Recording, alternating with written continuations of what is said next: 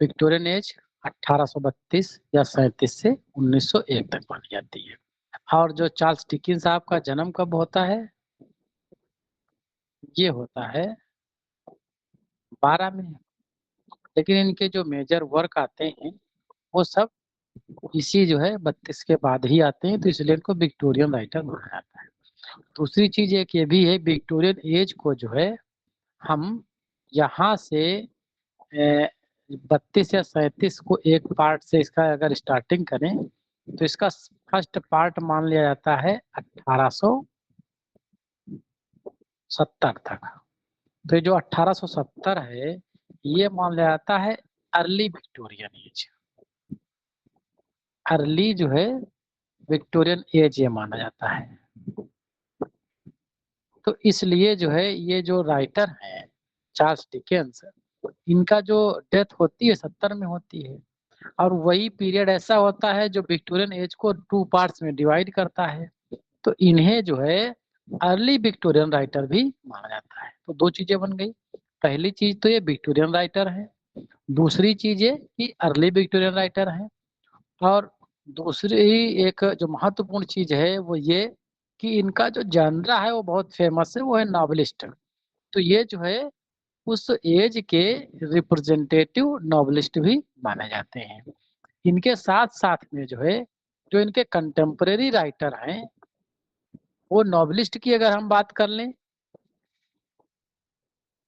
तो Charles Dickens के साथ साथ में जो है चार्लेट ब्रॉन्टे और William Macbeth, Emily Bronte, George Eliot, Marian Evans के नाम से जिन्हें आता है, और Charles Kingsley, Charles Reade, Mister Gaskell, William वैकली Collins, George Meredith, Anthony Trollope और Robert Louis Stevenson, Benjamin Disraeli और थॉमस हार्डी। थॉमस लिख गया, गलत है, थॉमस हार्डी और लॉर्ड लेटेंस। ये इनके जो है समकालिक या कंटेम्परेरी जो है नॉवेलिस्ट राइटर माने जाते हैं। और प्रोज राइटर भी इनके हैं, जैसे थॉमस कैरलिल, जे.एस. इमलोन, जॉन रस्किन, ये सब प्रोज राइटर हैं। Matthew Arnold, John Henry Newman's. और इसके साथ साथ में अगर हम पोइट्री की बात करें तो जो फेमस हैं पोइट अल्फ्रेड लॉर्ड टेनिसन और Robert Browning, Philip James, Matthew Arnold, Sydney डोवेल्स, आर्थर ह्यूक्ला, अलेक्जेंडर स्मिथ, और कौन है डीजी रोसेटी और जॉन डेविसन्स। और एक बहुत फेमस कौन है इनके, विलियम मॉरिस, अल्फ्रेड और एसी स्विनबर्न, ये बहुत फेमस है। थॉमस हार्डी तो वही है फेमस। और कौन से हैं, रॉबर्ट स्टीफन हॉकर।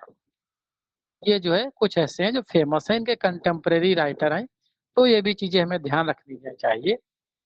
तो पहली चीज हमने जान लिया कि किस एज के हैं ये, और इस एज में भी अगर सब कैटेगराइज किया जाए तो ये अर्ली विक्टोरियन एज के हैं। और इनके कंटेम्परेरी राइटर कौन कौन से हैं, कभी कभी जो है ये ऑप्शन यहाँ से बना देता है कंटेम्परेरी से। अब बढ़ते हैं इनकी बायोग्राफी पे। अर्ली फैमिली की अगर हम बात करें इनके अर्ली लाइफ की, तो चार्ल्स जॉन वुफेम, चार्ल्स डिकेंस का जो पूरा नाम है, चार्ल्स पहला है और डिकेंस सबसे लास्ट का है। और जो बीच में नाम आता है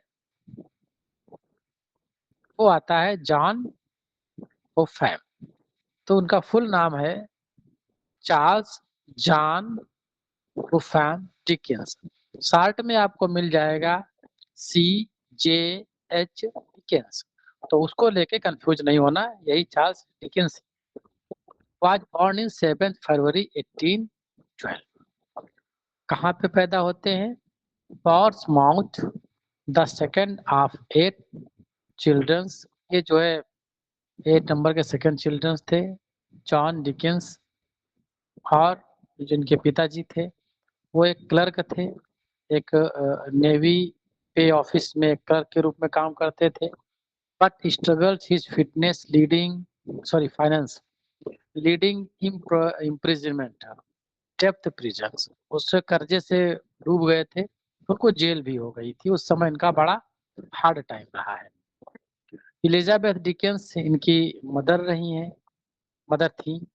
Initially did not patronize the Charles' removal from his harsh boot blacking factories from affecting his views। जब इनके हार्ड टाइम थे तो ये जो है बूट पॉलिश का भी काम जो है, जूते पॉलिश का काम कर रहे हैं।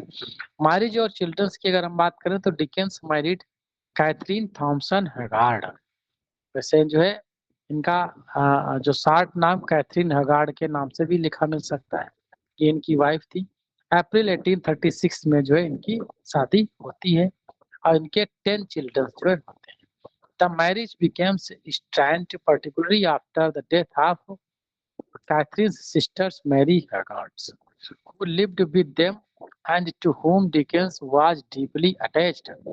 Dickens separated from Catherine in 1858 after 22 years of marriage. He publicly accused her not loving their children and suffering from mental instability, causing controversy and disapproval from contemporaries. Catherine left with one child while her sister Georgiana Hogarth stayed with Dickens and managed his household and care for the remaining children.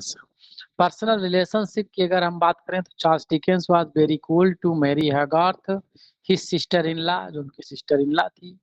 He idealised her in his work, particular the characterise Rose, Maylie and Little Nell. इस नाम से जो है इन्होंने idolise किया है किसको? Mary होगार्थ, जो उनकी सिस्टर इन लॉ थी। He had a complex relationship with Maria Prudence, his first love, उनके जो पहला प्रेम था। Who later inspired the character Dora in David। एक डोरा जो कैरेक्टर इन्होंने दिया है ये मारिया वेडनेस से जो है इंस्पायर्ड है, और रोज मैलिस और जो लिटिल नेल है ये कैरेक्टर जो इनकी सिस्टर इनला है मैरी होगार्थ, उससे जो है ये इंस्पायर्ड कैरेक्टर है। डेविड कॉपरफील्ड में ये कैरेक्टर डोरा आता है। Dickens formed a deep friendship with John Foster, who became his business manager and first reader of his work. Foster played a crucial role in guiding Dickens' literary and personal decisions. काफी close friend थे इनके, तो ये नाम ध्यान रखिएगा, John foster. In 1857, Dickens began a relationship with Helen Ternan, an actress। बड़े relationship रहे हैं इनके।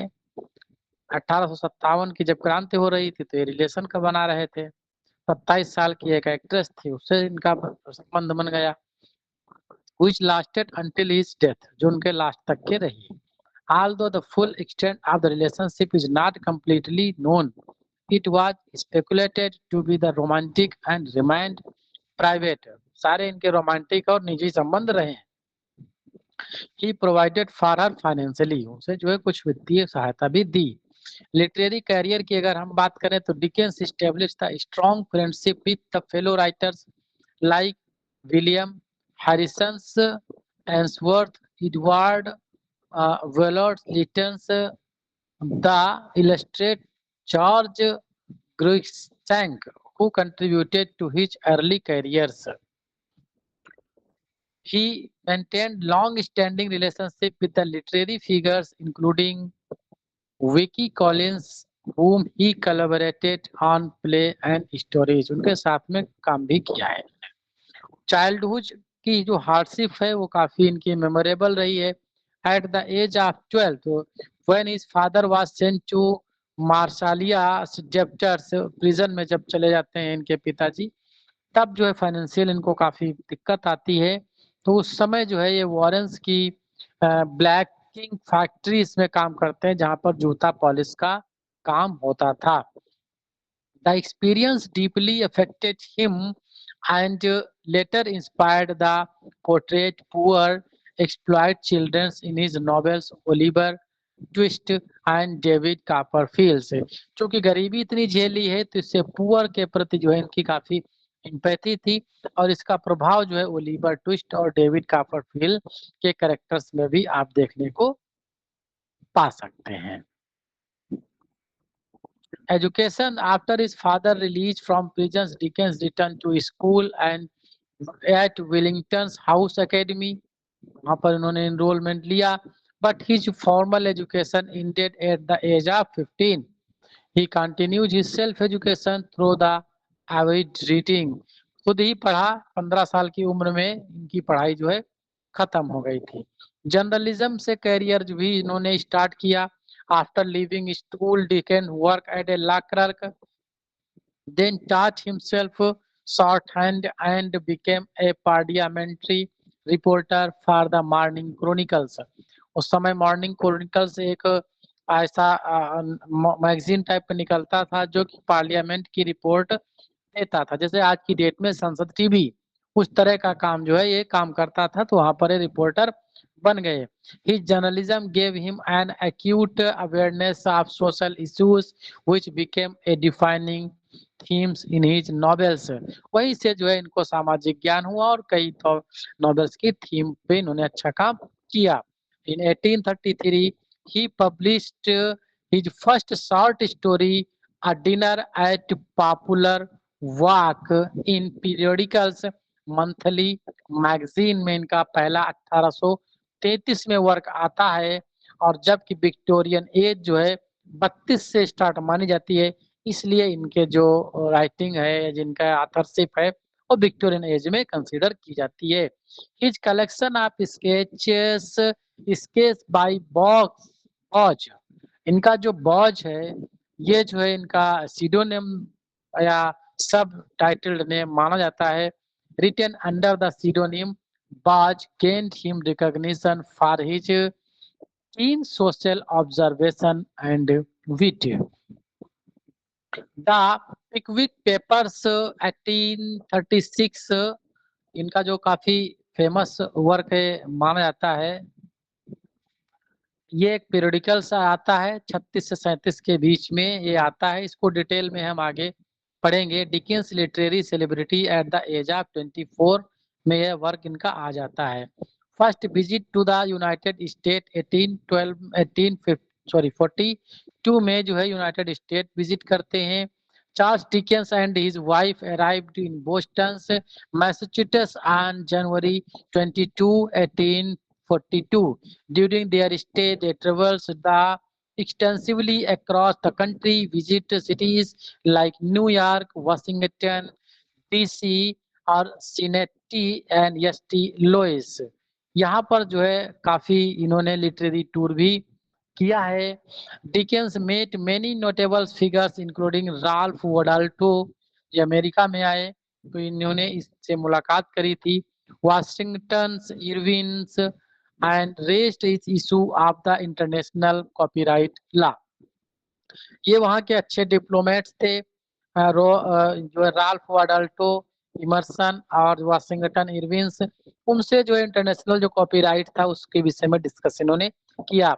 He also spent time Canada, visiting Nigeria, Falls, Toronto, Kingston और मॉन्ट्रियल। ये कुछ ऐसे प्लेसेस है जहाँ की यात्रा इन्होंने अपने लाइफ पीरियड में करी। सेकंड विजिट यूनाइटेड स्टेट की भी इन्होंने करी, वो 1867 टू 1868 में इन्होंने सेकंड विजिट करी थी यूनाइटेड स्टेट के।